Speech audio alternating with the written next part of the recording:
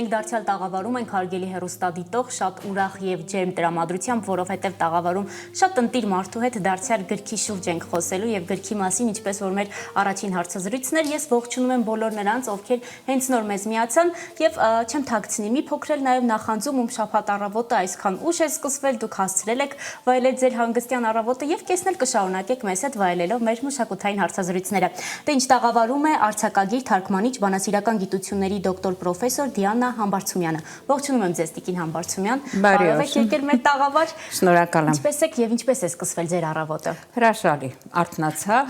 լավ տրամադրությամբ եւ որոշեցի պատրաստվել, հոգեբանորեն նույնպես պատրաստվել ձեզ այցի գալ եւ բարեբախտաբար լավ եմ տեղ հասել։ Ընտիր նամանավանդ օրվա մեջ երբ խցանումներն էլ մի փոքր քիչ են այս շաբաթ կիրակի օրերին, կարծում եմ ավելի հոգեպես ավելի լավ է հասնում։ Այո։ Ինչպես եք սիրում սկսել ընդհանրապես ձեր առավոտները եւ արդյոք սուրճն ու թեյը պարտադիր են։ Այո, հավանաբար սուրճն է պարտադիր, ոչ թեյը, բայց ես նախաճաշող մարդ եմ նաեւ եւ սիրում եմ առողջ ապրելակերպ եւ սիրում եմ առողջ սնվել, պարտադիր նախաճաշում եմ, հետո նոր սուրճ։ Ընտիր, շատ էսպես կարևոր, այո, կարևոր սովորություններ են, որ կարելի է կիրառել ամեն առավոտ։ Մենք միասին խոսելու ենք այն գրքերի ամբողջ ժողովածուի մասին, որի հեղինակն եք դուք եւ դրա արմատները դեռ նախորդ դարից են սկսվել։ Մենք իհարկե կանդրադառնանք, բայց նախ սկսենք նրանից, որ ծնվել եք Թբիլիսիում, այնուհետև ձեր մանկությունն ու պատանեկությունը անցել է Սյունիքի մարզում, Քաջարանում։ Ինձ հետաքրքիր է այս երկու քաղաքները, այնտեղի մշակույթն ու ապրելակերպ ինչպես են ազդել ձեր ստեղծագործական մտածողության վրա եւ ինչպես եք հղկվել որպես պատանի եւ երիտասարդ։ Հրաշալի հարց է, շնորհակալ եմ հարցի համար։ Այո, ես երբեմն ասում եմ որտեղից, որտեղ եմ հայտնվել։ Այո, հյուսիս հարավ գրեթե։ Այո, Թիֆլիսում ծնվելով կամ ինչպես դուք ասացիք Թբիլիսիում, թեպետ ես Թիֆլիսն եմ սիրում, ծնվելով ես ծնողներիս առաջնեկն էի, հայրս սյունեցի է, մայրս Թիֆլիսեցի, ավելի հետ որ գնամ, մայրիկիս արմատները Ղարսից են, ապոպապերս, եւ հայրս ու մայրս հանդիպել են Երևանում, ամուսնացել են Սյունիքում, Քաջարան փոքր քաղաքում, եւ ես առաջնեկը լինելով իմ Ղարսեցի տատը չի վստահել Քաջարան փոքր քաղաքի մանկաբարձներին եւ այո, խնդրել է որ ես այնտեղ ծնվեմ եւ բնականաբար այն ժամանակ ավելի դյուրին էր, ինքնաթիռով մայրս հասել է Թիֆլիս եւ բարուրի մեջ հավանաբար մի քանի չգիտեմ, օրական կամ շաբաթական եմ եղել, վերադարձել ենք Քաջարան եւ իսկապես մանկությունս ու պատանեկությունս անցել է Քաջարան քաղաքում, որտեղ Ստեփան Շահումյանի անվան երկրորդ դպրոց, միջնակարգ դպրոցն եմ ավարտել։ Իմ սիրելի ծնողները միշտ իրար հետ կատակում էին, հայրս ասում էր, որ սյունեցի չլիներ, այս մտքի գալարները այսքան խիտ չէին լինի, գովում էին իրենց զավակին, հա, մայրս էլ ասում էր, որ քռից ջուր խմած չլիներ, այսքան տաղանդավոր չէր լինի,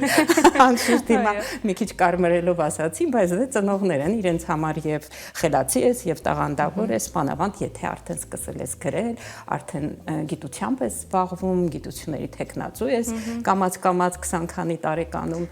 չասեմ, որ ցանկացած պատմված կերպ տպագրվում էր, հայրս բոլոր կրպակներից հավաքում էր, գնում էր երևույթի մասին եք խոսում, այո, շատ հպարտանում էր ինձնով։ Այդպես եղավ, ես Սյունիքը շատ սիրում եմ, Թիֆլիսն էլ իմն է անշուշտ, բայց քանի որ մեծացել եմ այնտեղ, 16 տարի ապրել եմ Քաջարան քաղաքում, ավարտելուց հետո եկել եմ Երևան, հիմա ինձ համարեմ նաև երևանցի, որովհետև եք կատարել ինչքան հնարավոր է։ Այո, որովհետև դե տեսեք 16, հիմա չեմ թաքցնի գրեթե, ուր որ է կլինեմ 65 եւ դա նշանակում է մոտավորապես 50 տարի մոտ արդեն այո, կես դար ապրում եմ իմ սիրելի Երևան քաղաքում, մեր մայրաքաղաքում, բայց միևնույն է ամեն անգամ երբ ինձ հարցնում են որտեղացի ես, ասում եմ սյունեցի եմ։ Ձեր հայրը կհպարտանար այս պատասխանից ամենաշատը, որովհետև այո, կարծում եմ նույնիսկ մայրս կհպարտանար։ Հա, ցավոք երկուսն էլ չկան այսօր, բայց ես կարծում եմ, որ հոգիները հիմա շփվում են մեզ հետ եւ այո կհպարտանան։ Սյունիքը ինձ համար հպարտության աղբյուր է, իմ բոլոր գրքերում դուք կտեսնեք Սյունիքը։ պատմվածքներից սկսած վիպակներ, վեպեր, ամենուր Սյունիքը շատ ներկա է։ Որոշ պատմվածքներում այդ քուրգետն ու Թիֆլիսներ ներկա են անշուշտ, բայց հիմնականում Սյունիքն է, այո, ողնաշարը Սյունիքն է։ Ձեզ հետ շփվելիս էլ շատ հեշտ է գուշակել, որ դուք Սյունիքից եք, որովհետև այդ էներգիան եւ տաղանդը որ կա, միանգամից մարդու հետ իր էներգիայով գալիս է, այնպես որ արդեն ձեզ հետ շփվելիս կարելի է հասկանալ, որ Սյունիքից եք։ Տիկին Համբարձումյան, ձեր առաջին վիպակը լույս տեսավ 1999 թվականին։ Հետակավին երիտասարդ եք։ Ինչ տրամադրությամբ եք գրել եւ այդ առաջին քայլերը միշտ ամենակարևորն են, ամենատպավորիչն են ստեղծագործական ճանապարհի ընթացքում։ Ինչպես եք հիշում այդ ընթացքը։ Ճիշտն ասած, շատ երիտասարդ չի արդեն 99 թիվը, արդեն կարելի է 37-38 տարեկան էի։ Ես համարում եմ, որ հասուն տարիքում գրականությունը այլևս չի դառնում պարապ վախտի խաղալիք, ինձ համար շատ լուրջ զբաղմունք էր, այսինքն իմ կյանքն էր այլևս։ Կզարմանաք, եթե ասեմ սկզբում որպես գիտնական եմ, այսպես ես ինձ պատկերացրել,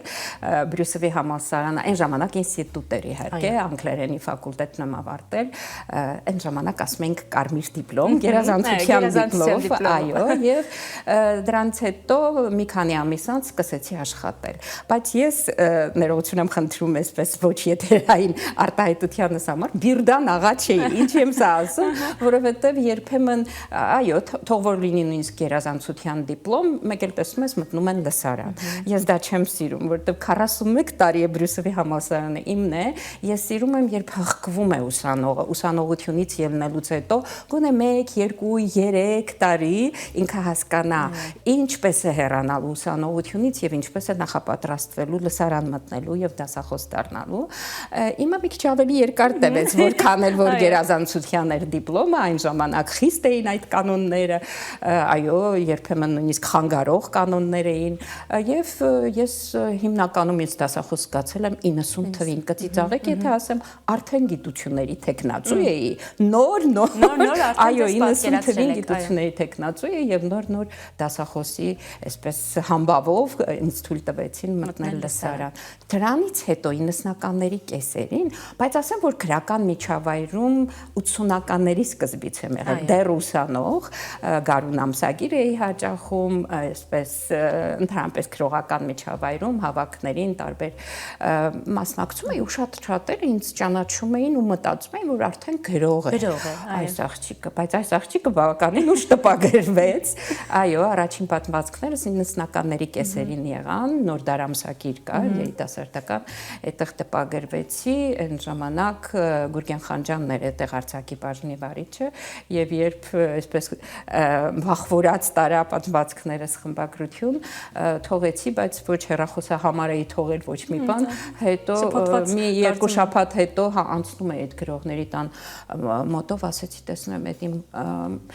խեղճ կրակներս ինչ են անում այդ իմ պատմվածքները, մտա ասեցին աղջիկ ջան, ինչու՞ մի նկար չես բերել, ինչու՞ մի հեռախոսահամար չես թողել, Գուրգեն Խանջյանը արդեն տպարան է իջեցրել ձեր պատմվածքները, Աստվածին, դրանք իմ առաջին պատմվածքներն են։ Իսկ 99-ին այո, վիպակով առաջին գիրքս եղավ, աստղակաթ է, բայց աստղակաթը բառ է, որը բազմիմաստ է, ինքը նաև ունի հարթագողի ճանապարհ իմաստը, այո, Չարենցի բնաբանով է վիպակը սկսվում, փոքրիկ վիպակ էր, բայց շատ սիրվեց իմ գրող ընկերների կողմից, հետաքրքիր է, որ կան գրողներ, մինչև այսօր ինձ ասում են, այդ ինչ լեզու էր այդ աստղակաթի լեզուն, մեկ վիրավորվում եմ, ասում եմ, մեծ վեպերը թողած, այո, 5 վեպ, այս վերջին վեպս է 2023-ին լույս տեսած, խնդրեմ կարդացեք, որ տեսնեք ինչ է նշանակում լեզու, հակատակում եմ անշուշտ, ուրախ եմ, որ մի քիչ շատ ցուցադրական հայերեն էր այդ վիպակի մեջ, բայց այդպես ողջունվեց եւ չեմ ուզում ասել բարձր կարծիք, բայց ամեն անգամ ամենուր ինձ տեսնելիս ասում էին կերպարներիս մասին օրինակ ասում են դու այդ ինչ լավ ես ճանաչում կնոջն ու տղամարդուն ասում եմ դե մարդ ենք պիտի որ այդպես առաջին վիպակը դա էր բայց այո վիպակից երկրորդ վիպակ էլ գրեցի 2004-ին լույս տեսավ հաճախ չեմ տպագրվել բայց տեսեք որ բեղմնավոր է մենք ունենք 27 գիրք որի հեղինակ տեսեք 27-ը այսպես է որ ուզեմ 30 դառնա, 30-ը կգրեմ, բայց չեմ ուզում, ուզում եմ ասել կան դրանք, բայց չեմ համրելու այսպիսի ձև եմ ընտրել։ Ուրեմն այն գրքերը, որ ես եմ գրել, հավանաբար 14 կամ 15 գիրք են։ Ինչ է դա նշանակում, այդ վիպակները, վեպերը, պատմվածքների ժողովածուները եւ նաեւ կան ժողովածուներ, որոնք տարբեր լեզուներով են լույս տեսել։ Օրինակ, այստեղ ես ձեզ ցույց տամ իտալերեն, ինչու եմ վերջին 4-ը բերել, որովհետեւ Ինչու, որովհետև 2023-ից հետո մի անգամ էլի նուր հեռուստաընկերությունում եմ հյուր եղել, մեկ-երկու անգամ էլ տարբեր, չգիտեմ, դրանք YouTube-ային հեռուստատեսություններ են թե ինչ։ Այո, առցանց այդպես եմ ուրեմն ներկա եղել զրուցել, բայց հիմնականում օրինակ մեկում վերջին անգամ եղել եմ 2020 թվականին։ Դրա առիթը կանաչ մարգագետնի հմայքը վեպս որի ուրեմն ռումիներենը այսօր թարգմանված բերել եմ ձեզ ցույց տալու։ Ասելիքս այն է, որ 2023-ից հետո գրեթե այսպես շատ ներկայանալի իմ գրականության մասին խոսք չի եղել։ Շնորհակալ եմ ձեր հրավերի համար եւ առիթի։ Դրա համար բերել եմ 23-ին, երբ նախորդ անգամ եկա, դեռ սա լույս չէր տեսել, թեպետ 23-ին է։ Սա այն ամենակարևոր նորությունն է։ Հա, ցավով գրեցի այս վեպը, ներսում շատ մեծ ցավ կա, որովհետև մեր վերջին կորուստը 44 օրն էլ կա, անշուշտ ինքը դրան առնչվող չէր, ես մտածում էի 2021 թվականին փոքրիկ դրամաշնորհ ստացա ԿԳՄՍ նախարարությունից, մտածում էի, որ մի Գերդաստանի պատմություն կլինի, որտեղ 4 սերունդ կընդգրկվի, բնականաբար իմ տատի պապի սերունդը, ծնողների սերունդը, իմ սերունդը, եւ երկա իմ զավակների սերնդին հասա, այսինքն զավակներս գուցե ավելին են տարիքով, քան 18-20-ամյաները, բնականաբար ավելի ավագ են, բայց ես ուզեցի երկու այդ սերունդը, որ այսպես չեմ ուզում վատ բառ օգտագործել, բայց բառը երևի դա է, նահատակվեցին, հերոսացան 44-օրյա պատերազմում, ես մտածեցի, որ չեմ կարող շրջանցել իրենց եւ բնականաբար իմ ցավը շատացավ, ես ֆիզիկական ցավ էի զգում գրելիս, դրանից հետո իսկապես ֆիզիկական ցավերի մեջ էի եւ հիվանդանոցներ եւ այլն այդպիսի բաներ։ Գրականությունը այդպիսին է, այսինքն քեզ կարող է հոգուց դեպի ֆիզիոլոգիա նաեւ տանել, բայց այս վեպը ուրեմն սիրով հետո ձեզ եմ նվիրելու։ Ես սպասում եմ այդ պահին։ Սիրով։ Շատ մեծ սիրով խոսեմ նաեւ 23 թվականին։ Այո, դա թարգմանական աշխատանք է, կարծում եմ։ Սա այո, ուրեմն Իտալիայում Վենետիկ քաղաքում մի հրաշալի ավանդույթ կա, թարգմանում են օտար լեզուներից գրքեր, կա Ֆոսկարի համալսարան կա այնտեղ, որտեղ իմ հրաշալի ընկերուհին պրոֆեսոր Սոնա Հարությունյանն է աշխատում արդեն 20-ից ավելի տարիներ, եւ ինքը ինձ գտել էր առցանց, ծանոթացել էինք երևի մի 15-20 տարի առաջ, եւ մարդը զբաղվել էր իմ գրականությամբ, ներկայացրել էր անշահախնդրորեն իր ուսանողներին, հետո հարցազրույց ունեցան ինձ հետ պրոֆեսոր կար 16 թվականին անգլերենով տպագրվեց եւ այլն, եւ մի օր արդեն երևի 21 թիվներ, ասաց լսի պատմվածքներից ժողովածուն, իմիջիալից ասեմ, որ պատմվածքների ժողովածուն սա է, 10 լավագույն պատմվածք է, բայց սա երկրորդ հրատարակությունն է, վերահրատարակվել է 24 թվականին Կանադայում, Մոնրեալում է հրատարակվել։ Այո, շատ լավ նկատեցիք Կազմին այդ գեղեցիկ նկարը, որը Սևադա Գրիգորյանի Խաղաղություն նկարն է, շնորհակալ եմ իր այսպես համաձայնության համար, միշտ համագործակցում ենք, սա արդեն երկրորդն է։ Վերահրատարակվեց Տրիա հրատարակչությունը վերահրատարակեց հայերեն, անգլերեն պատմվածքների ժողովածու է։ Ինքը շատ բախտավոր ժողովածու է։ Լույս է տեսել սկզբում Երևանում 2011 թվականին, հա, հայերեն, անգլերեն էր, հետո թարգմանվեց գերմաներեն։ Ես 15 թվականին Մյունխեն հրավիրվեցի այդ գերմաներեն ժողովածուի համար շնորհանդեսին մասնակցելու։ Ռուսաստանում լույս տեսավ նույն 14 թվականին ռուսերեն ժողովածուն, դրա վրա է, որ ունեմ էլի Սևադա Գրիգորյանի նկարը Կազմին, եւ 23 թվականին իտալերենն է, այո, բայց ինքը բախտավոր է նաև այն առումով, որ իրենք այսպիսի սովորույթ ունեն, երբ գրքերը լույս են տեսնում, հրատարակվում են, իրենք դիմում են մի շատ մեծահամբավ փառատոն ունեն, գրական փառատոն, կոչվում է ինչ է կոչվում, քաղաքակրթությունների խաչմերուկ։ Այո, Իտալիայում։ Իտալիայում Վենետիկում է ամեն տարի, ամենամյա գրական փառատոն է։ Սովորաբար փառատոները ինչպես են դառնում հեղինակավոր աշխարհում հայտնի, այցելուներով, հրավիրված մարդկանցով։ Ես ուրախ էի, այո, երբ 23-ին այս հրավերը ստացա, հրավերի մեջ հատուկ ընդգծել էին, որ դուք մասնակցելու եք այն միջազգային համարում ունեցող գրական փառատոնին, որին ժամանակին հրավիրված են եղել Սալման Ռուշդին եւ Օրհան Փամուկը։ Այսինքն Նոբելյան մրցանակակիր, իսկ մյուսն էլ արդեն աշխարհահռչակ մեկը, այն որ ասում են 5 պակաս Նոբելյան մրցանակ ստանալուց, ես շատ ոգևորվեցի, ասեմ, որ ես առաջին Հայաստանից առաջին հայ գրողն էի, որ հրավիրվում էր եւ ինչ էր կատարվել։ Այս գիրքը իրենք ներկայացրել էին այսպես կոչված մրցույթ է, երբեմն Կաֆոսկարի համալսարանի հրատարակած գրքերից տարվա մեջ անցնում են երբեմն 2-3 գրքեր այդ մրցույթը, այդ տարի միայն իմ գիրքն էր անցել եւ ես շատ հպարտ ու շոյված ու շնորհակալ էի եւ մասնակցեցի, այնտեղ տեղի ունեցավ շնորհանդեսը Վենետիկում, շատ լավ էին պատրաստվել այդ իմ հանդիպմանը, ասեմ, որ մարդիկ իսպանացիներ, իտալացիներ, հույներ, նաեւ հայեր անշուշտ կային, այո, այսպես հերթ էին կանգնել, որ արդեն գիրքս գնաց իրենց ձեռքին եւ որպեսզի ես ընծայակրեմ, այո, հրաշալի գովազդ էին արել։ Ես ճանաչված չէի բնականաբար Վենետիկում, բայց նախապատրաստվել էին հրաշալի 500 տեղանոց մեծ դահլիճ էին վերցրել իմ շնորհանդեսին եւ լեփլեցում էր։ Տնօրենը ինձ մոտեցավ նախորդ օրը ասեց, գիտեք, բոլոր տոմսերը գնված են, մարդիկ մոտենում են, ասում են, կարելի է մենք մուտք լինի, մենք կկանգնենք դահլիճում, ասում են, չգիտենք ինչպես ենք հարմարեցնելու, շատ շոյված է այդպիսի ընդունելության համար։ Դե անցյալ տարի ես ճանապարհորդ եմ, այսպես մեկ-մեկ ինձ նույնիսկ ճանապարհորդ մուկիկ եմ անվանում կատակով, ինչու որովհետև մոտ 2006 թվականից սկսած որպես գրող եմ շատ ճամփորդում հրավիրվել եմ եւ Բեյրութ 2006-ին շատ գրողներով գնացինք արտագնագրողների համագումար էր 2009-ին Բրատիսլավա գնացի անգլերենից թարգմանել էի իրենց բրատիսլավական պատմվածքները բրատիսլավ գրողների սլովակ գրողների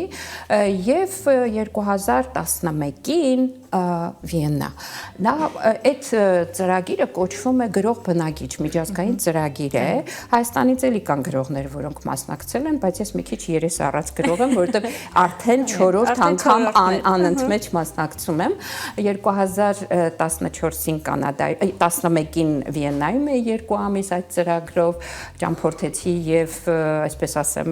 արդյունքը եղավ դուրը թակում են վեպս Անտարեսը հրատարակեց 2014-ին իսկ 2016-ին Շվեդիայում մասնակցեց 2014-ին Կանադայում 2016-ին Շվեդիայում դրա այսպես արդյունքը եղավ Փեակների տարաբախտություն վեպս, այստեղ չեմ բերել, մի քիչ տխրում եմ, բայց նաև ուրախանում եմ, նույնիսկ վաճառքի չկա, այսինքն սպառվել է, այո, տխրում եմ, որ չունեմ, որ գոնե սիրելի մարդիկ ունենան կամ վաճառվի կամ նվիրեմ, բայց ուրախ եմ, որ ուրեմն պահանջ ուներ, պահանջարկը կար, այո, ընթերցողներ ուներ, որ սպառվել է, եւ իհարկե 2024-ին, այո, նորից Կանադայում եւ երկրորդ անգամ այո նույն ծրագրով Վալ Դավիդում է այդ ծրագիրը գրող բնագիչ գործում եւ սա հետևանքներ էսպես ասեմ եւ վերահրատարակվեց շատ ուրախ եմ որ վերահրատարակվել է այսպիսի գեղեցիկ կազմով, բայց ավելի ուրախ եմ այս ռումինական այցիս համար, սա էլ այսպես են որ ասում եմ կրծքիս սեղմեմ եւ խոսեմ այս գրքի մասին, կանաչ մարգագետնի հմայքը վեպս 2020 թվականին լույս տեսավ, ես միշտ իրեն շատ եմ փայփայում վերջին 5 տարիներին,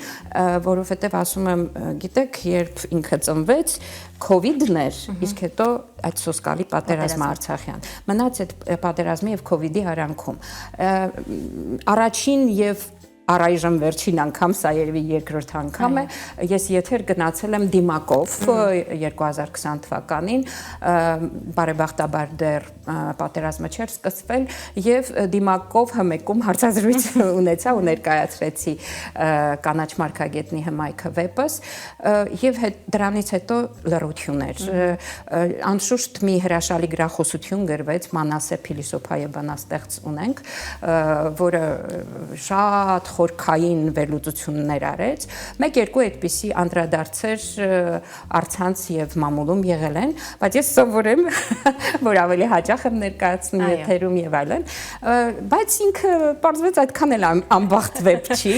եւ 2025-ին սկզբից ուրեմն հրատարակիչը դիմել էր, որը թարգմանենք, ինտեգրալ հրատարակչությունն է, այստեղ ֆիքսված է, տնօրենը